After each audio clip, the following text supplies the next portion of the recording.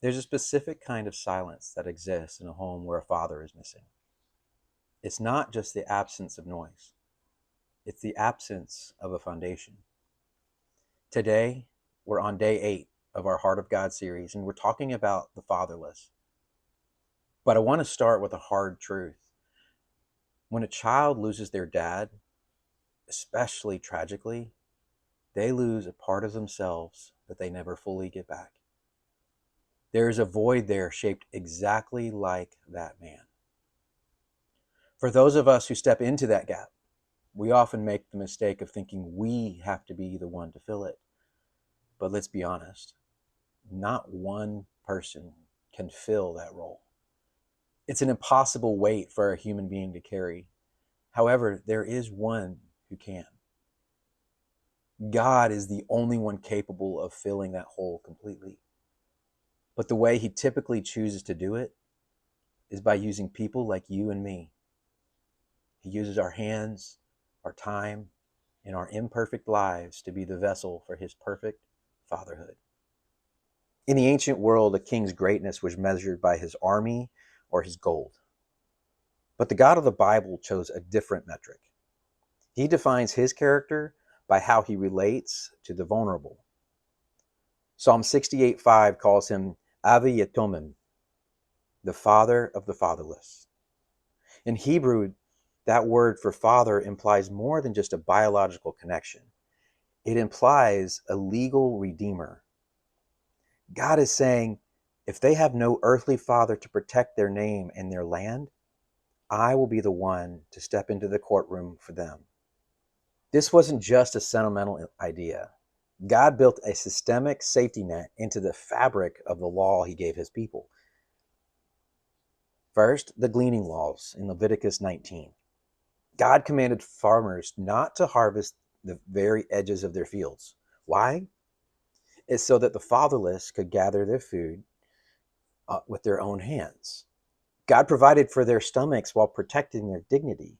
He didn't want them begging, he wanted them participating. Second was the third year tithe in Deuteronomy 14. Every 3 years, a massive portion of the nation's resources was kept in local towns. Literally 10% of everything was grown, all the crops, all the livestock. And it was dedicated specifically to ensure that the orphans and widows in that specific town and neighborhood were fed and full. And third is the warning of the prophet in Exodus 22. Now, this is the heavy part. God told Israel, if you do mistreat them and they cry out to me, I will certainly hear their cry. He warned that his anger would burn against anyone who took advantage of a fatherless child. To God, the care of the fatherless isn't extra credit. It's a covenantal requirement. He essentially says, I have adopted you, and the proof that you belong to me is that you look out for the children who have no one else. I've had to live this out in my own home. I stepped into the role of being a father to children who lost their dad in a tragic, sudden way. And if I'm being completely transparent, there were nights early on where I sat in the dark and felt the sheer weight of that void. I've made plenty of mistakes. In fact, early on, I thought my job was to fix the situation by being the ultimate authority figure. I came in and I laid down the law. I thought I needed to bring order and discipline with a heavy hand. But I learned the hard way that you can't hammer a heart into healing. By trying to be the enforcer, I actually hurt my connection with the kids. I was trying to fill a role I wasn't meant to fill, and I was doing it in a way that actually added pressure instead of providing peace. I had to realize that these children have already been dealt the ultimate blow. Life has already hit them with a level of pain that they didn't deserve. They've already seen the world break. They don't need a father figure who is going to add more pain to the pile. The last thing a child who has lost their protector needs is to be afraid of their new one. My breakthrough came when I realized I am not the replacement, but the representative. No human can fill the space left by a lost father, but God can. He's looking for people willing to stand in the gap so he can work through them as a vessel.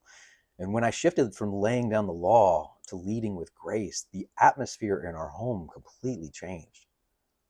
Our leadership has to be firm enough to provide safety, but kind enough to provide healing. Now, this message isn't just a good word for foster parents. This is the core of the gospel. The Bible doesn't just say that we're saved. It says that we're placed. In the New Testament, the word for adoption is huiothesia. And I might be saying that wrong. But in the Roman culture of that time, adoption was a serious legal transaction.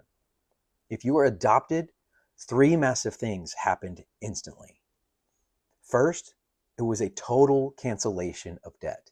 Your old life was gone. Any legal obligations you carried from your orphan life were wiped clean by the authority of your new father. Second, you got a new identity.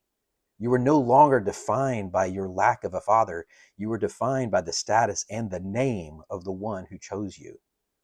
And third, you received a legal inheritance. You were granted the exact same legal rights as a biological child. You became an heir to everything that the Father owned. And this is what Paul is talking about in Galatians 4. We were all spiritual orphans, slaves to our brokenness, isolated and without an inheritance. But God redeemed us so that we might receive the status of sons and daughters. Because we're now children, Paul says we have the privilege to cry out, Abba, Father.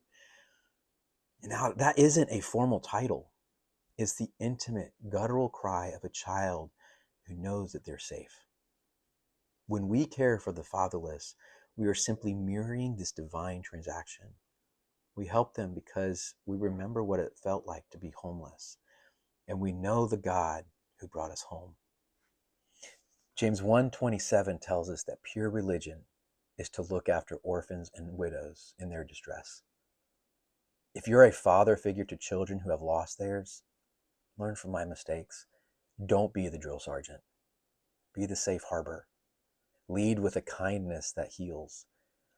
And for the rest of us, no one person can fill this role, which means we all need to be stepping in. Whether it's mentoring, supporting foster families, or just being the neighbor who shows up, these kids need a village that reflects the Father.